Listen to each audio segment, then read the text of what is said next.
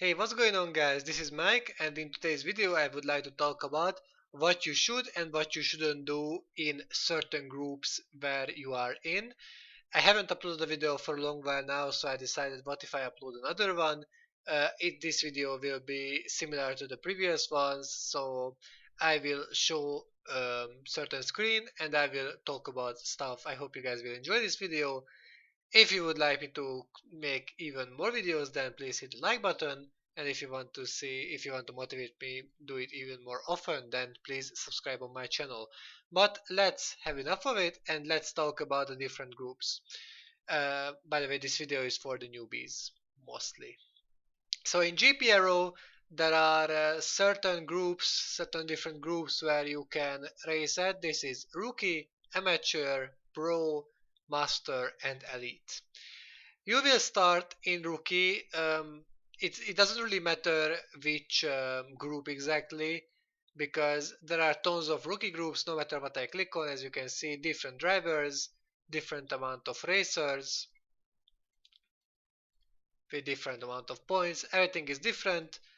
There are some rookie groups which are less populated than the others, but usually we can see 30 players or 30 racers, and let's say 10 or 12 of them are racing actively.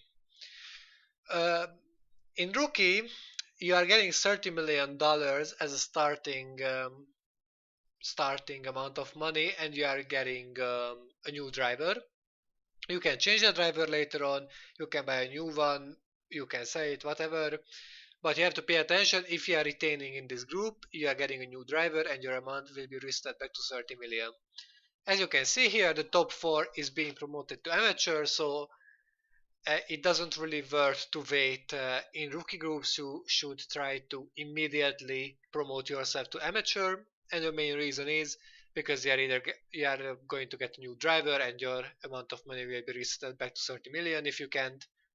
So basically, if you try to retain here, you are getting into an infinite loop, and yeah, don't try to retain. Try to promote as soon as possible. Usually use low CT, like low clear track risk, because the amount of concentration and stamina that the driver has is not really helping in high CT, and your driver might make mistakes, so try to avoid that. Right after you promote to amateur, no matter which one are you looking at, for the first time ever for you, you can relegate back to rookie, and if you relegate back to rookie, money reset and driver reset, this will happen. Here as well, no matter which amateur group you are getting, it based on luck, and it doesn't really matter to be honest. At some you can get uh, easier races, an easier field, but at some you could get more difficult ones. The numbers next to the groups doesn't really show how strong the group is. It could, for example, you could look at this amateur ones, the guy is leading by 62 points, for example, which is a lot for amateur, and the amateur to it only 44. Here let's say 58, so as you could see now, it doesn't really matter which group you are getting in. Even though you are being at the 58 amateur group, it might be tougher than the first amateur group. So for the first time here, you can relegate if you are being under a certain point, certain position. Usually to stay in amateur you need to score 1 or 2 points, sometimes you don't even need to score points at all to stay in. And here it matters, to be honest, that you should stay in. And also this time, in rookie as well, but here it's very important to take care of your money because as you can see, you can get a negative amount of money, and if you are getting negative amount of money at the end of the season, you are relegating no matter which position are you at. Even if you are promoting and you're having negative account, you are going backwards. So pay attention to that, it's very important. Usually at amateur you should spend 3 or 4 seasons if you want the most out of your driver. Otherwise, otherwise your driver won't be strong enough to retain in the higher groups. Let's not forget about the fact that I always say a good driver is always more important than a good car, because with a weak car but a good driver you can score better points and positions than with a strong car and weak driver. And That's usually going for real life as well, real life racing. Once you spend a good amount of time in amateur, you got some money, you spent some seasons here, and you didn't lose your driver. Yes, one more thing. If you are going above a certain average, like with motivation, you might lose your driver, and you can't resign him if if his average is above a certain level. If you manage to promote to pro, for example, that average is 135, and if you're above the 135 you can't resign your driver and you might lose out on him. You really have to pay attention to that. I was showing pro here and I'm showing back to amateur. What's the difference here? Well, the main difference here is more people can promote from amateur and less can relegate than from pro. As you can see here, only 3 will be able to promote, and 26 from 26th you are relegating. That's quite tough. It's tougher than in amateur, so you have to pay attention for that, like very much. And even at amateur, sometimes only 3 or only 4 can promote, but here in pro, not really. As you can see, always 3 are promoting and 26 is relegating. You really have to pay attention for that. And also for a negative amount. Here at Pro, you might need to test as well. So you have to test in order to keep your car competitive, because don't forget, here in Pro, you have to get a tire manufacturer, tire supplier, which is stealing your money away. So different tire manufacturers gives you different amount of money you have to pay for them. The cheaper tires, of course, are weaker and giving you less performance and less chances to be able to score good positions, but of course they cost more as well. And here it's more difficult to score good positions because the opponents are tougher, have more experience, knows more tricks, and basically like that. So you need a strong car, and if you are using like expensive parts, then you might run out of money pretty quickly and fall back to amateur. I think it's one of the most difficult to promote from pro to master, and the reason is compared to amateur, it's so different. It's more difficult to do it, mainly because of the relegation zone and the promotion zone. It is getting like the relegation zone gains like 3 or 4 plus positions, and the promotion gets one less. Not to mention, you really have to take care of your money, because you should also sign a technical director, which is, well, costs money. So from 200,000 to 500,000, it could cost anything, even higher. In Pro, you can get an average 90 technical director, which can help you. If somehow you manage to get into master, it's not so much difficult than the pro. The main reason is because for that point you will have the experience. You will have the experience you have to test. You will have the experience to choose the correct tire manufacturer. You will have the experience how to manage your money, what kind of facilities should you buy, what you should do with your technical director. By this point you will be able to set up your car very well for certain tracks and for certain weather conditions. So I say from pro to master, it's a bit more difficult to promote. But once you did it in master, you could stay like similarly 2 or 3 seasons like in pro.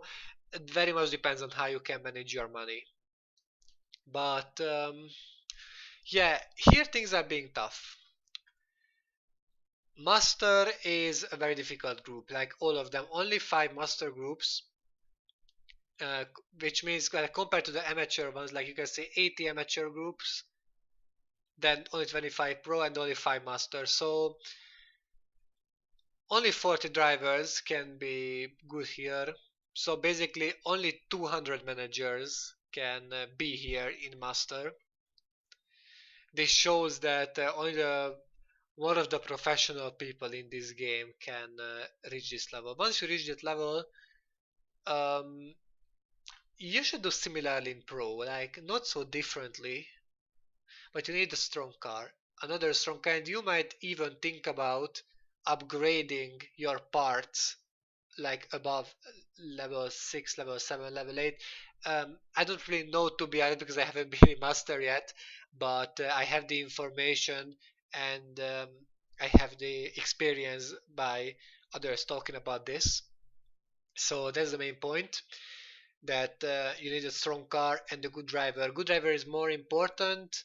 You need to keep training him and be careful. Your average is not going above a certain point. And once you have done that, basically you're an elite, which is the top of it. Elite is a bit different.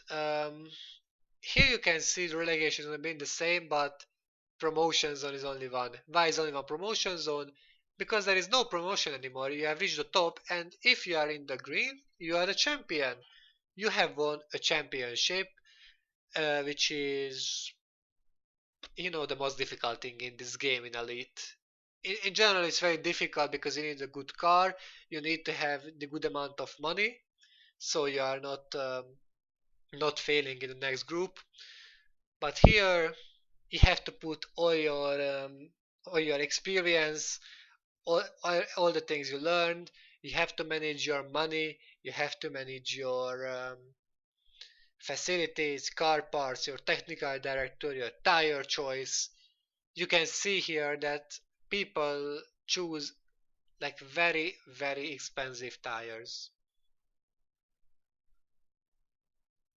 But you need expensive tires in order. Like currently, he is leading. As you can see, everyone can watch it. Here is his.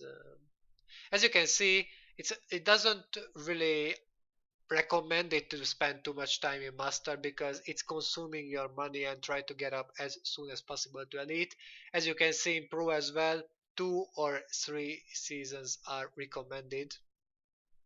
As you can see in amateur, it's recommended to stay like 4 seasons, then two, and back to elite. And well, you can play with your money like here. But as you can see in pro, you are losing a lot of money in one season, around 40 million in average. Then once you are into master, I'll be careful. Yeah. So this was the driver I wanted to show. This is the main side, by the way. As you can see my everything. I mean Pro 5, by the way, being 14th at the moment. This is a retaining season of mine, so it doesn't really matter. I'm gonna show you my tactic. Here I was killing motivation for my driver. Here I started taking it seriously, and so far I have these positions. It's not the strongest, I know, but I'm using um, I'm using this and next seasons for learning, testing, getting a strong car, collecting some money. You know how it's going. I'm gonna talk about the tires a bit more, and then the video is over. So as you could see in Elite, many were using bridge rocks. I won't say the original name, of course, like the Continental, the Hankook, even the Michelin. These ones in Elite, of course, these ones are the most expensive ones. As you can see, per race they cost a lot. This means if you would choose bridge rock with for 8.5 million, it means if you would fix your engine or your gearbox at level 6 or level 7, maybe level 6, every race continuously. And for that 8.5 million, we're not even talking about the fixing expenses of your car. So yeah, as you can see, bad year could be a good alternative for bridge rock. Just bad year is usually good in wet, while bridge rock is usually good in dry. As you can see, the wet and dry races are con, completely random. So like you are not getting the same amount of wet races as dry races. but you have to count with bad year at wet, you are gonna be crazy fast, at dry not so quick, and same goes to bridge drag. So if you are unlucky, you are getting a completely dry season with bad year, then rip you, but if you are getting more wet races with this, then you're good. So this was me, and I hope you guys enjoyed this video. If you have any questions, then please write a comment. If you enjoyed this video, like it, and if you want me to make even more videos, then please subscribe on my channel. I was Mike, see you guys next time. Till then, take care of yourself and goodbye.